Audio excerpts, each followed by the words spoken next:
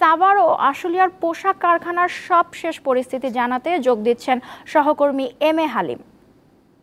হালিম, শিল্পাঞ্চলে এই মুহূর্তের পরিস্থিতির পাশাপাশি বন্ধ কারখানাগুলো কবে নাগাদ খুলতে পারে আমাদের একটু জানান।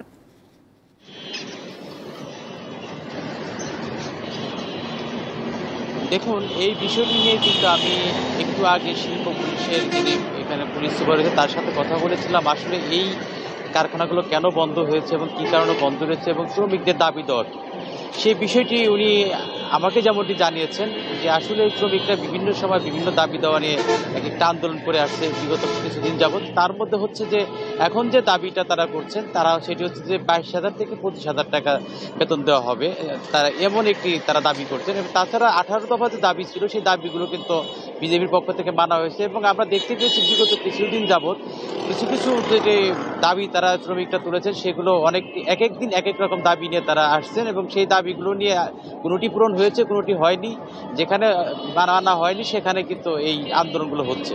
এবং আপনাকে জানিয়ে রাখি, গতকালকে কিন্তু এই শিল্পাঞ্চলের সকালের দিকে যে কারখানাগুলো বন্ধ ছিল 16টি, সেটি কিন্তু দুপুর নাগাদ কিন্তু সেটি প্রায় 49টি কারখানা হয়ে যায়। সেই হিসেবে আজ সকালবেলাও কিন্তু এই শিল্পাঞ্চলের 17টি কারখানা বন্ধ রয়েছে। সেখানে 11টি কারখানা শ্রম আইনে এবং বাকি যে 6টি কারখানা সেই সাধারণ ছুটি দেওয়া হয়। এবং গতকালকে আমরা যেমনটি দেখতে পেয়েছি একটি গুজবকে কেন্দ্র করে একটি কারখানার শ্রমিকরা তারা এই আবদুল্লাপুর বাইপাল মহাসড়ক অবরোধ করে, তারপরে কিন্তু সেই গুজবের আসলে সত্যতা প্রমাণ পায়নি পুলিশ বা আইন শৃঙ্খলার বাহিনী। এবং তারপরে কিন্তু আমরা দেখতে পেয়েছি সেই দুর্ভোগ যন্ত্রণা ছিল মানুষের মধ্যে, যে ভোগান্তির ব্যাপারটি, সেই প্রখর রৌদ্রের মধ্যে কিন্তু মানুষ ঘন্টার পর ঘন্টা কালকে দাঁড়িয়েছিলেন এই অবরোধের কারণে।